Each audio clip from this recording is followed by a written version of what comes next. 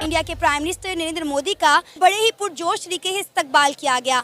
हमने ये अक्सर देखा है कि इंडिया के प्राइम मिनिस्टर नरेंद्र मोदी जब भी किसी इंटरनेशनल विजिट पर जाते हैं तो उन्हें बहुत ज़्यादा रिस्पेक्ट मिलती है। मोदी साहब ने पहुंचना है 22 ऑफ दिस मंथ, यानी कल ये पहुंचेंगे जोहानिसबर्ग में। ये समिट हो रहा है। जो रिवायती हरीफ है भारत, वो तो हमेशा नजरे रखा होता है कि पाकिस्तान के बारे में कोई बात पता चले तो उनकी वो मीडिया की शायद सुर्खी होती है और वो उस पर बड़ा खेलते हैं, हमारे खिलाफ बात करते हैं। अब वो मैंगो रिपब्लिक कह रहे हैं। हमें ये रोना है कि साहब हमें इन्वाइट ही नहीं करा।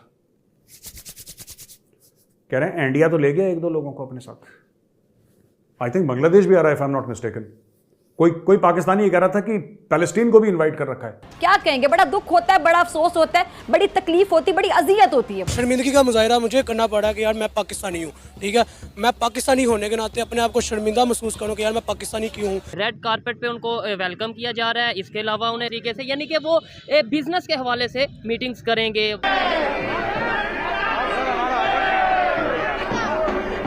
वीडियो दिखाएंगे, आप पूरा वीडियो देखेंगे। Johannesburg, south Africa. आप जानते होंगे, अगर आप क्रिकेट से परिचित हैं तो इस सिटी से डेफिनेटली आप परिचित होंगे। मैं तो परिचित हूँ, ऑब्वियसली बहुत मैचेस देखे हैं मैंने यहाँ पे। और मोदी जी ने आज वहाँ पर ऑफिशियल तौर पे ब्रिक्स सम्मेलन में पार्टिसिपेट किया। और मोदी जी को जिस तरीके का ग्रैंड वेलकम मिला ना, वैसा किसी भी ब्रिक्स के किसी भी नेता को नहीं मिला है। तो ये ब्रिक्स काफ़ी खास होने वाला है। वीडियो के लास्ट में बताता हूँ क्यों खास होने वाला है। प्लीज़ चैनल को सब्सक्राइब करेगा। मिलता हूं 2 ऑफ दिस मंथ, यानी कल ये पहुंचेंगे जोहानिसबर्ग में। ये समिट हो रहा है। और क्या ऐसी चीज़ें हो सकती है जिससे इस रीजन में तब्दीलियाँ वाक़या हो सकती है। ठीक है, हमारा मतलब या मकसद ये नहीं है, क्योंकि बहुत सारे लोग स्पेशली पाकिस्तान के अगर कॉन्टेस्ट में मैं बात करूं तो कहते यार अमेरिका से टक्कर लेना शायद बहुत बड़ी बात है। हालांकि मुझे नहीं लगता कि आप टक्कर लें। आप सही होके भी उनके साथ अगर चलें और उनकी टेक्नोलॉजी से, उनकी रिसर्च से अगर आप फ़ायदा उठा सकते हैं तो मेरे ख्याल में बहुत सारी कंट्रीज़ ऐसा कर सकती हैं, जिसमें अब इंडिया भी उस क्लब का मेंबर है। लेकिन पैरेलली वो यहाँ पे ब्रिक्स में भी बहुत अहम रोल प्ले कर रहा है।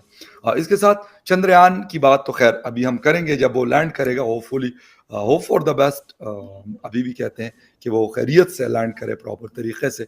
और क्योंकि रशिया का जो बाद में स्टार्ट हुआ था, उसने अपना मिशन स्टार्ट किया था, वो सुना है कि वो तबाह हुआ है। क्या हुआ है, ये सारी चीज़ें हम बात करेंगे। हालांकि लोग ये भी कह रहे थे कि यार ये बाद में रवाना होगा, पहले पहुंचेगा। ये हुआ क्या, इस हवाले से भी बात होगी। बात करने के लिए हमारे साथ मौजूद है senior analyst from India doctor Abhishek Mishra साहब। डॉक्टर साहब, thank you very much for joining my show. Thank you Fakhar भाई for inviting me, always a pleasure to be here. बहुत शुक्रिया। अच्छा डॉक्टर साहब, सबसे पहले तो ब्रिक्स पे जाएंगे। ब्रिक्स एक बहुत इंपॉर्टेंट फोरम है, क्योंकि कुछ ऐसी कंट्रीज, बल्कि सारी ऐसी कंट्रीज शामिल है कि जो अमेरिका के बगैर है या अमेरिका से अलग है। अलग तो नहीं कहना चाहिए, कोई ना कोई कनेक्शन है, ट्रेड है, बिजनेस है, क्योंकि दुनिया की बड़ी कंट्रीज हैं। ये पॉपुलेशन बहुत है। चाइना, अगर इंडिया की पॉपुलेशन का हिसाब लगाया जाए, फिर ब्राज़ील को देखा जाए तो एक बहुत बड़ी पॉपुलेशन बनती है दुनिया की। इकोनॉमी में भी नो डाउट कि 16% एक बहुत बड़ा नंबर है देखा जाए। और भी बहुत सारी चीज़ें। नरेंद्र मोदी साहब जा रहे हैं जोहानिसबर्ग, उन्होंने पहुंचना है। और क्या हो सकते हैं, शी जिनपिंग साहब से मुलाकात है, वो बाद में बात करेंगे। कहते हैं कि पॉसिबिलिटीज़ हैं कि मुलाकात उनसे हो जाए तो यकीनन मेरा ख्याल वो शायद न्यूज़ ऑफ द डे या कहें जो भी हम कहें, या ब्रेकिंग न्यूज़ हम कह सकते हैं, क्योंकि दोनों के बीच में जो क्लैशेस है उसके बाद। लेकिन हो क्या सकता है, क्या ब्रेक थ्रूज हो सकती है इकोनॉमीज़ के हवाले से, टेक्नोलॉजीज़ के हवाले से, या किसी और तरफ? थैंक यू फकर भाई। देखिए, ब्रिक्स जो है ना, ये तो ब्रिक्स अफ्रीका समिट है पहली बात तो, मतलब ब्रिक्स एंड अफ्रीका। हालांकि ब्रिक्स में South Africa itself is there. अच्छा, ब्रिक्स की सबसे खास बात है कि इसको कॉइन किया था जिम ओनील ने, जो उस समय उसमें थे, आपका मेरे ख्याल से एक वो थी इन्वेस्टमेंट बैंकिंग की वो कंपनी थी जिसका नाम गोल्डमैन सैक्स। ठीक है, ओके। तो गोल्डमैन सैक्स में वो काम करते थे, उस समय 26/11 हुआ था। पूरी दुनिया का मार्केट जो था वो एकदम पेसिमिज्म का शिकार हो गया था और इकोनॉमी जो थी वो स्टैग्नेंट पे थी।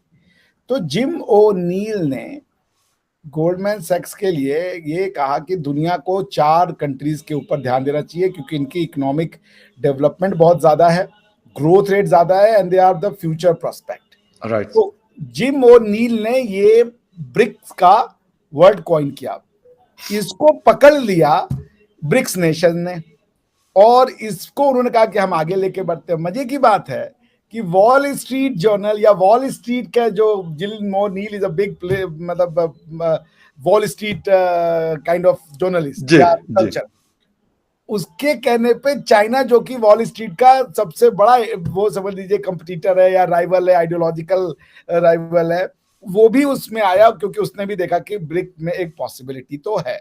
हालांकि ब्रिक वैसा बन नहीं पाया क्योंकि ब्रिक में ये भी था कि कोई एक ऑल्टरनेटिव मॉडल देंगे हम, जो वर्ल्ड फाइनेंशियल मैकेनिज्म है या वर्ल्ड इकोनॉमिक जो सिस्टम है उसमें ब्रिक एक ऑल्टरनेटिव के रूप में आएगा। ब्रिक की अपना इन्वेस्टमेंट बैंक होगा, ब्रिक का अपना लेंडिंग बैंक होगा, ब्रिक का अपना जो है ट्रेड पॉलिसी के रूल्स होंगे। इस तरीके के बहुत कुछ बातें हुई to lure the investment, but वैसा कुछ हो नहीं पाया। ब्रिक बैंक तो बना चाइना में, but I don't think it is effective, हालांकि मुझे उसको ब्रश अप करना पड़ेगा।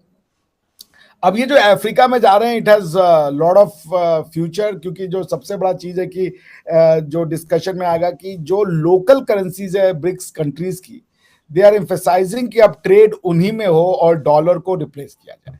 ये प्राइम एजेंडा उस पे होगा। तो अब ये लोकल करेंसी सिर्फ ब्रिक्स में नहीं, बाकी जो कंट्रीज हैं, क्या वो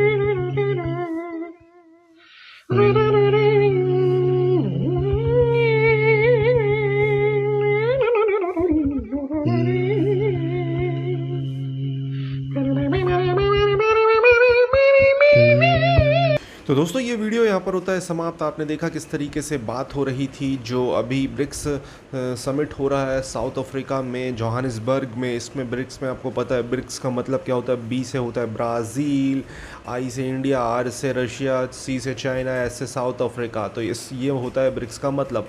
अब इसमें बहुत सारी कंट्री और भी पार्टिसिपेट करना चाहती हैं और ब्रिक्स की इम्पोर्टेंस इसलिए बढ़ जाती है क्योंकि ये एक ऐसा ग्रुप है जिसमें यूएस और यूरोपियन कंट्रीज़ नहीं है। तो आप समझ सकते हो कि ये एक अलग टाइप का ग्रुप है। और ब्रिक्स की अगर आप देखें तो जीडीपी के मामले में चीन है, इसमें बहुत बड़ी अर्थव्यवस्था, भारत है, रशिया है और साउथ अफ्रीका भी है। और अब इसमें बहुत सारी कंट्रीज़ ऐड होना चाहती हैं। चाइना चाहता है कि पाकिस्तान को भी इसमें ऐड किया जाए, बट इंडिया इसके अगेंस्ट में है। अब ब्रिक्स ये खास इसलिए बनता है क्योंकि मोदी जी शायद जिनपिंग से फिर से मिलें और गलवान वाली जो कांड के बाद भारत चीन के संबंध आपको पता है कितने ख़राब है। इवन प्राइम मिनिस्टर मोदी पहले जो सी जिनपिंग को बर्थडे विशेस कर दिया करते थे। मोदी जी ज़्यादातर लोगों को बर्थडे विशेस करते हैं, चाहे वो भारत के विपक्षी दल के हों या दुनिया के किसी भी कंट्री जिनके साथ भारत के अच्छे टर्म्स हैं उनके हों, उनको वो बर्थडे विशेस करते हैं। तो चाइना को पहले वो बर्थडे विश किया करते थे, मतलब चाइनीज़ प्रेसिडेंट को बर्थडे विशेस किया करते थे। लेकिन गलवान वैली में जो कुछ हुआ उसके बाद भारत ने चाइना के साथ, आपको पता रिलेशनशिप कितने ख़राब हुए और ये सब फिर बंद कर दिया। अब देखते हैं अब क्या संबंध कैसे सुधरते हैं चीन भारत के। और चीन की दोस्ती आपको पता है कि बहुत ख़तरनाक ही होती है। चीन बेसिकली भारत का इकोनॉमिकली एक दुश्मन है और बॉर्डर पे भारत के इशू चीन के साथ अभी भी सॉल्व नहीं हुए हैं, वही के वही हैं। पहले ये सब सॉल्व हो जाए फिर शायद भारत को अब आगे बात करनी चाहिए। आपको क्या कहना है इस टॉपिक के बारे में, कमेंट में अपनी राय दें। चैनल को सब्सक्राइब करें, लगातार आपको ऐसे वीडियो मिलते रहेंगे। जय हिंद।